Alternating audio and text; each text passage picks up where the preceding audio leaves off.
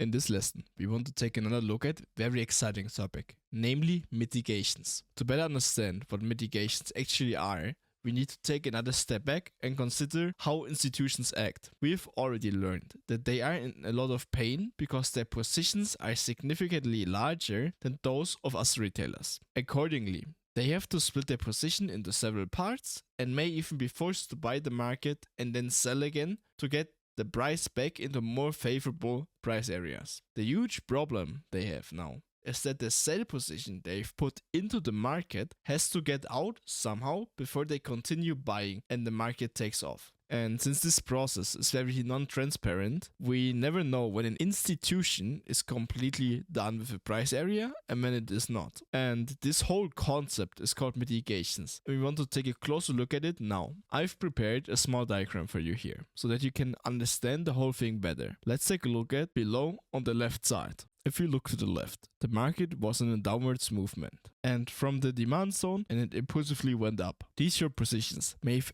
already been closed at the bottom, but they may also still be in the market because the institutions want to buy at the bottom and there was not enough liquidity to do both, sell their positions and buy. Importantly, we can't know. The only thing we can tell is that at this point in time, this area is unmitigated, meaning it hasn't been fully worked through. The question then arises as to when an area has been completely processed, which is always the case when the area is retested. Only the retest followed by a move signals that the price range has been completely worked through or has been completely mitigated. This means that every price range that has not been retested is also unmitigated. We see it in this example.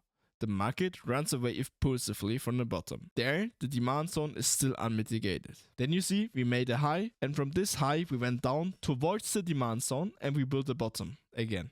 A higher low though. This higher low was in this demand zone. So this means the market came back to this price area, tested the area, and it may have closed the previous hedge positions that were still open. And now we see at this point the hedge positions were closed and the market just continued running long again. But now we can see this high we built on the way to make the market move down towards the zone again has also short positions from the institutions. These short positions are still open because, as you can see on the right side, the market has still not come back to this price area and retested it. So these short positions may still be in the market. On the right side of this picture, we also see it with candles. It is the same upwards movement like on the left side. In this example, you see the three bearish candles in the middle. The bottom bearish candle is already mitigated because the next two bullish candles have a wick towards this candle. So the bottom candle is already mitigated because it got retested by one of the bullish candles. The other two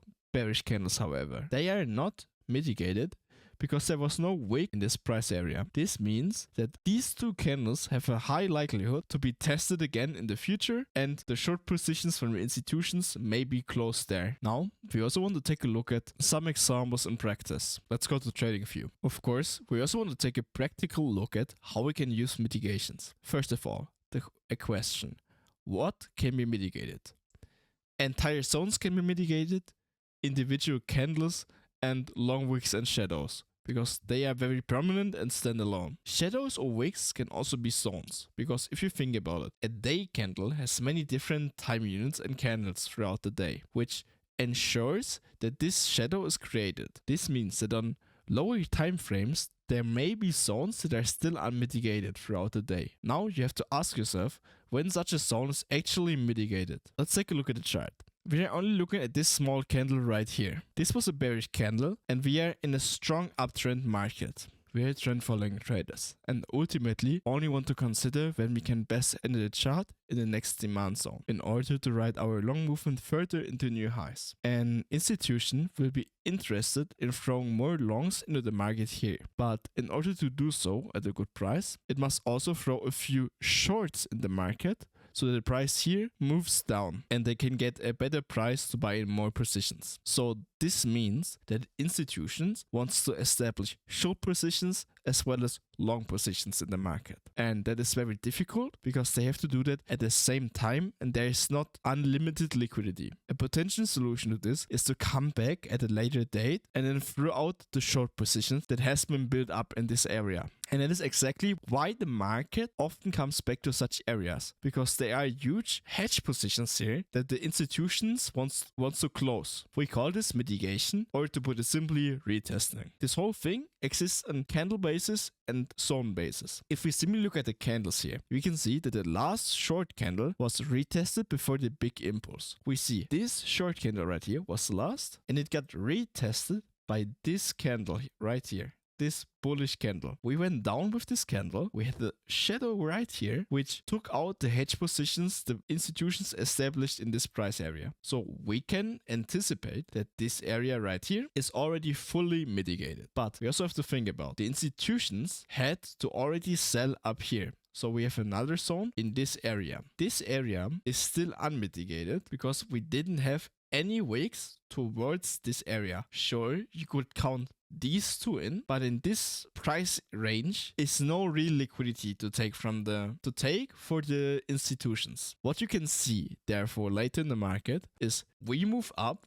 we build new highs, but we will see a retracement towards this area. So we retest this area with these candles right here. Therefore, we retest this area and we kick out the hedge positions the institutions had to establish in this area right here. So now we can say, even though this zone is not fully mitigated, because we still have this area where no candle was, we still can anticipate that we will not see this zone for a long time again. It is enough for us basically that the zone is slightly being retested. This also gives us confirmation for our long bias. If we see a shadow under the zone basically, it gives us long confirmation for the market. We are in a long trend anyway, we retest the previous areas and we see a bullish close. Now what you could do, we have this candle right here. It's a daily candle with a long shadow and a full body. This candle is also unmitigated at this time frame. It mitigated this zone, but it itself, because it is a daily candle, has unmitigated areas in between. So what we can do for a trade is we wait for a shadow to come into this